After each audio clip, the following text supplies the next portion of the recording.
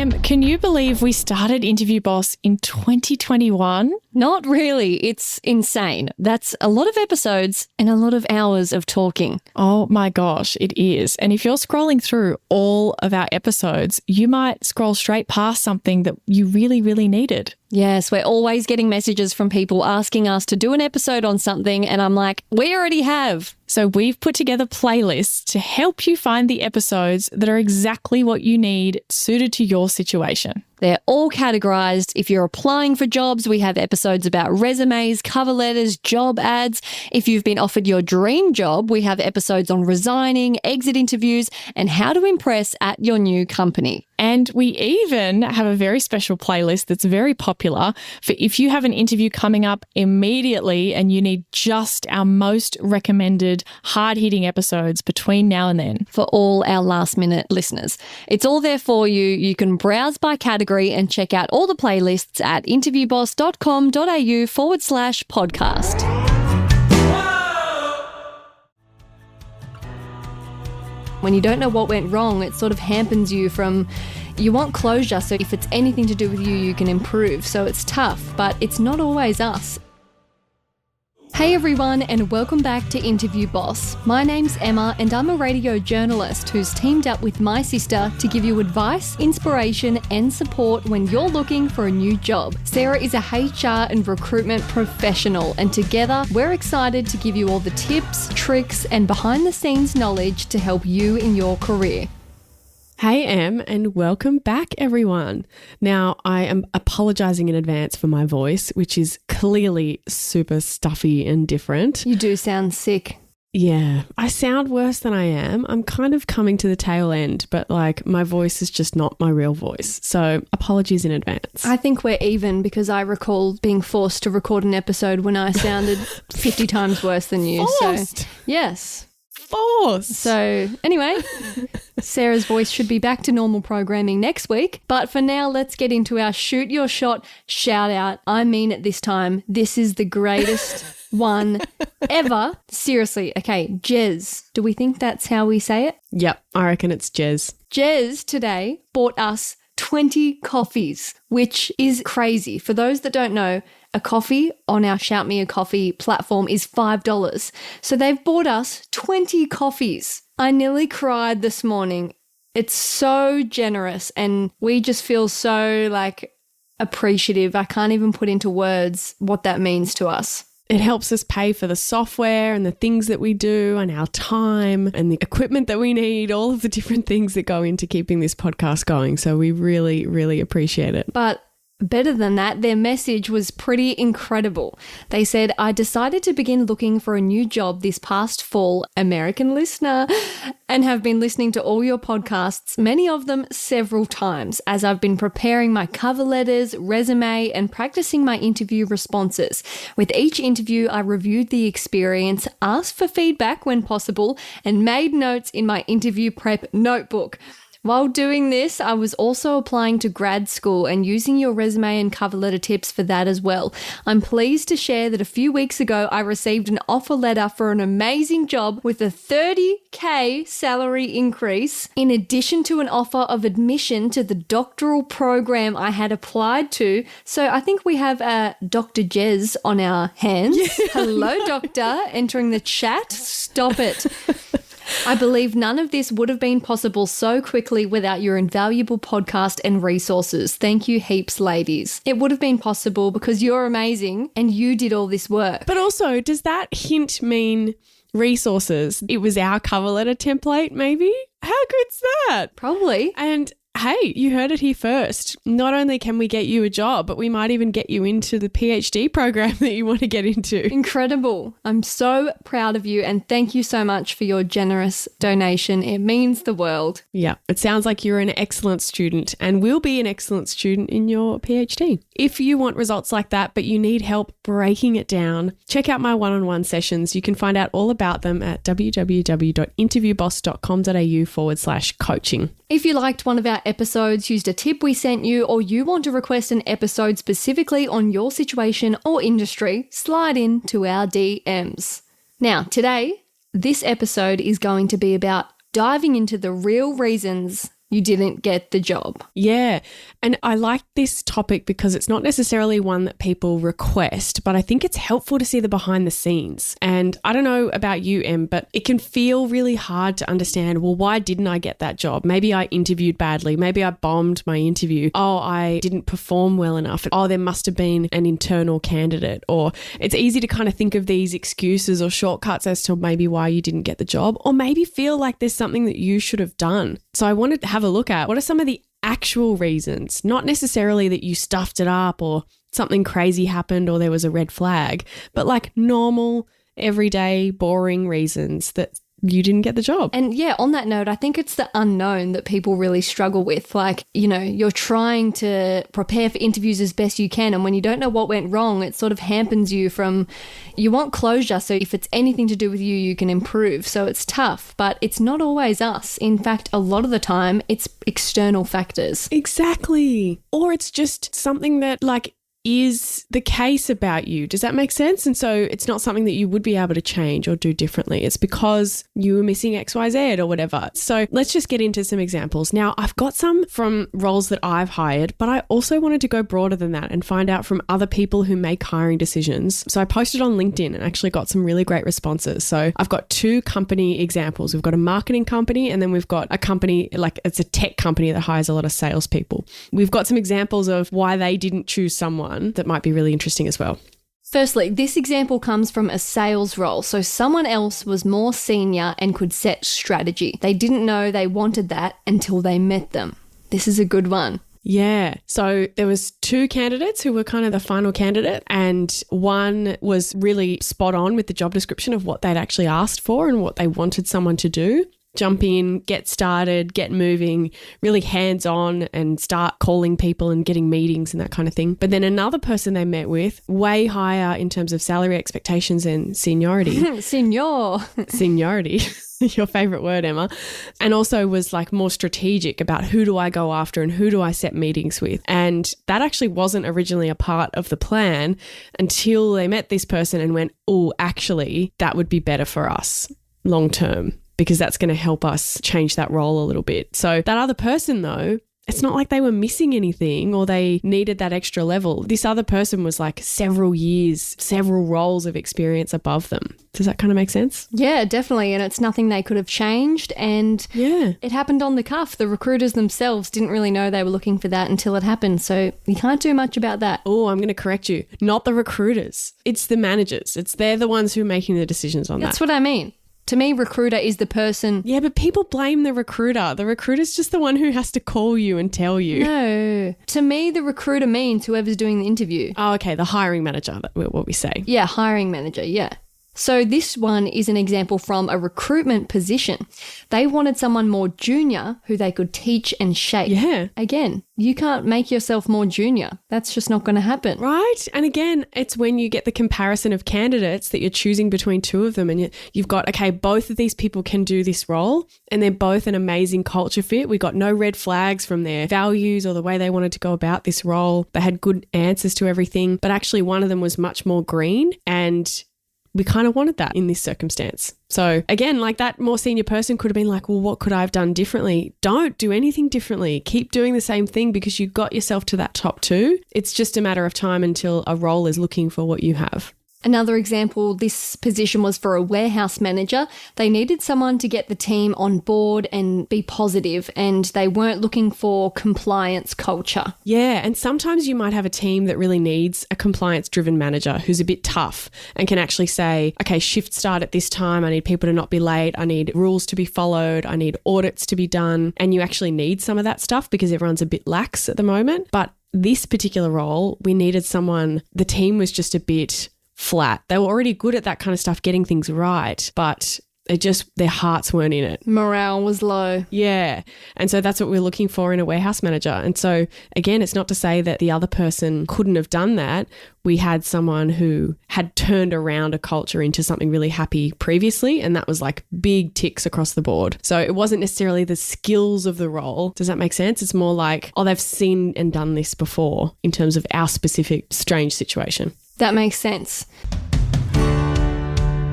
Hey, Interview Boss listeners, if the podcast just isn't doing it for you and you need way more help to prep for your next interview, we have the perfect thing for you. Interview Academy. Em, tell us all about it. This is huge. This is the love child of Sarah after doing hundreds of one-on-one coaching sessions, finding out what people struggle with the most, common mistakes. Sarah has created the ultimate course that you can do in your own time, self-paced, heaps of modules, videos, interactive quizzes, a workbook that will become your Bible by the end that you can take with you into your interview, because if you're a long-time listener, you know that we endorse taking notes into your interview. It's a game changer. Check out more about it at interviewboss.com.au/interview academy. Now, here's a couple of examples from a marketing company. Yeah, so they mentioned that they've come up against and interviewed some marketing people who've worked for big brands and have huge achievements on their resume, but they were in a really big team. And this is for a pretty small kind of boutique agency. And so the people that they interviewed from big companies had these amazing brands and experiences, but they didn't do things end to end. And so it was hard for them to say, well, I did that, because it's like, well, the team came up with this concept and you did that and I just double checked it. And how did they individually own things end to end? And this was a role where they really were going to stand on their own. So just something where those people in those roles coming into a smaller company, if that's something that they really wanted to do, there's a gap in experience there of owning something end to end. So maybe taking a smaller project within your company and getting end to end ownership experience would allow you to step into a smaller company if you wanted to. The other thing that this company said was that there's the other part that they look for outside of just the skills, which is what they call the murky, challenging world of cultural fit. And that they don't like to think about fit of being the same as everyone else. They like to think, what do you add that's different? But at the same time, they do have to feel confident that the person can connect and adapt and work well with the people that they need to work with. And I know that people can feel like this is kind of hard to understand, but some examples of the way that I've seen this before is if you interview someone and they're very like, oh, I have great ideas and I did this and I changed that, and they're quite opinionated and a go-getter. Great in some environments, but it depends. Have you already got a team where you've got everything the way that you like it and you actually kind of need them to take directions and kind of slot in underneath some other people? Well, then maybe that might be a way that you go, actually, we don't want you to have any of the ideas. You just need to help someone else execute their ideas. That might not be the right fit. So those are the kinds of things that we talk about in terms of cultural fit and fitting into the existing team. Great examples. And again, highlights that you can't change these things. It's just how it is. And even though that one is a bit more culture related, it doesn't mean your culture isn't the right one. It just means the existing team has their ways and it's just sort of got to be the right fit for them. And that could be your biggest strength in another application. You might actually want someone to come in and fix things because actually you interview someone else and they need a lot of direction and support, and that's not something you're able to support at the moment. You need a real go-getter. And we're going to have an example like that in just a second. So this one is for a tech company. So they had an internal candidate apply at the last minute, and whilst the external candidate was a great fit for the role, the employee was a star performer who we knew would excel if we gave them the opportunity.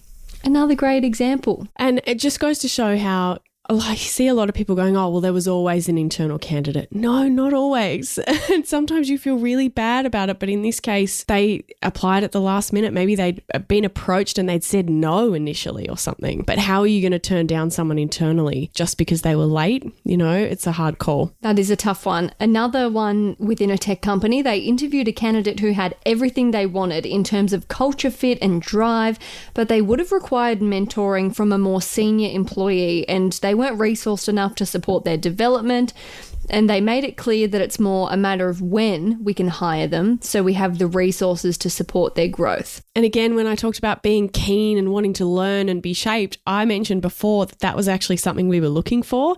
In this case, that just wasn't going to be the right person for that role. What I don't want people to do is to try and sound more experienced in these situations, because you might be ruling yourself out when you are the right fit for something else. Does that kind of make sense? Yeah, I would love to get this feedback. It is so like the most non-you problem ever. And they said at the end, it's not a matter of if, but when we will come back to you. We love you. We just aren't equipped to give you the best start now. Trust them. Imagine if you started and you're just like thrown in the deep end and no one actually is there to support you. Like, it would be horrible. It's kudos to them for actually owning that we wouldn't be able to properly give that a go. So we're going to hold off. Yeah, you're going to need a mentor to do this job because maybe you don't have as much experience or maybe there's a bit of a career change there. You can do it, but you're going to need some help and we can't give you any help right now. Another awesome example is having upper management change what kind of role they wanted to recruit for mid-interview process. This sounds hella annoying, and you've said this one was very tough to deal with because the ad probably shouldn't have been posted up in the first place, but you then had to pull the plug and let people that were interviewing down. This wasn't me. This was from this tech company again. Really great example. And this stuff is tough. Like when they haven't worked out what they really need. Oh, actually, we probably need 2 roles and at a more junior level because now that we've thought about it a bit more, it's actually the admin work that's holding us back. It's not the senior level work that we need. So you could have been the perfect candidate going into the hypothetical first job, but then a manager who doesn't have their shit together has done the old switcheroo and then sees the third interviewer and goes, oh, you know what? Yep, you'd be great for this completely new twist that I'm going to take. And that is totally unfair to you, but these things happen. I guess the message, do you want to have a crack at summing this up? What's the message? What's the take home for people listening to this episode that's a bit out there, it's a bit behind the scenes? The message is don't take it personal and never try to change yourself based on any of these potential reasons. Even if you identified one of the reasons, that doesn't mean you need to then try and counteract that. Reasons are more reflective of the internal situation there than a reflection of you needing to be different. You nailed it. The only thing I would say on top of that is if you got given some feedback like, oh, we thought you haven't really done things end to end, and so we didn't feel like you'd be good in this really small company because you need to own things end to end and have your own ideas and stuff. But you actually had owned things end to end, you just didn't mention them in the interview or you didn't explain it properly. That's when you do want to look at, okay, I didn't do myself justice. I do have that experience, but I didn't communicate it well enough. That's when I think you should make some changes and reflect on how you can do better next time.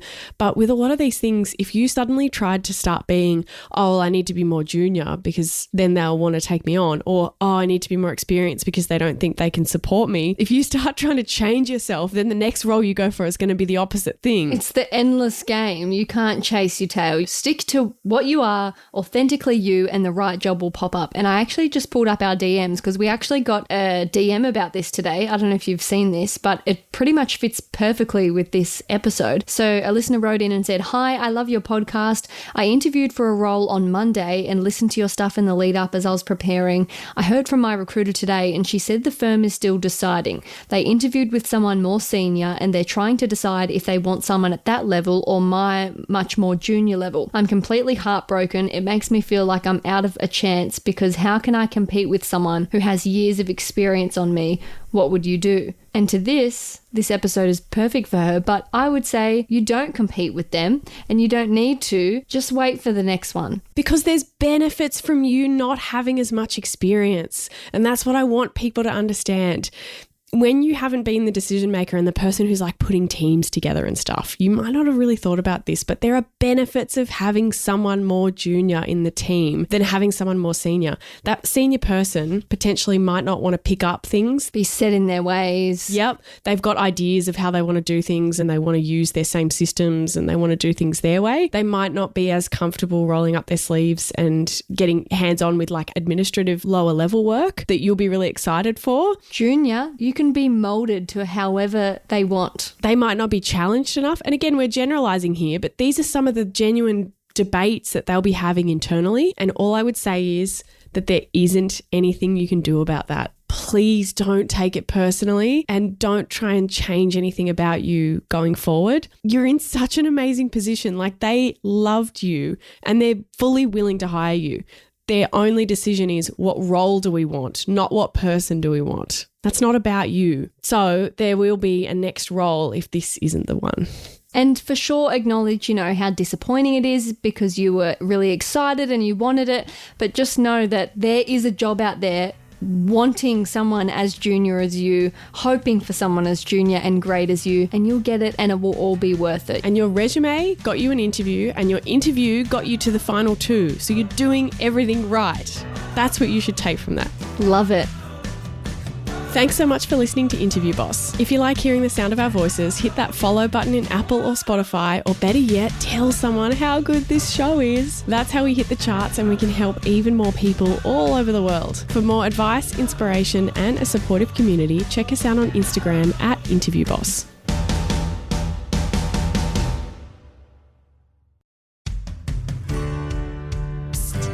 Hey, Em. Who does all of our research, recording, editing, posting, website, email, social media, DMs? We do. Why do we do all of those things? Because we love it. Yeah, we do. We love helping you guys, and hearing from you that we've helped you in your job search in any way absolutely makes our day. But we also have full-time jobs, and this is something we do on the side. So there are no strings attached, and our podcast is always free wherever you are in the world. But if we've helped you in your job search and you would like to say thanks, you can shout us a virtual coffee. Check out the link in the show notes or visit buymeacoffee.com/interviewboss. If you keep us caffeinated, we can keep the content coming. Okay, now we'll let the other Emma and Sarah get back to all the great content.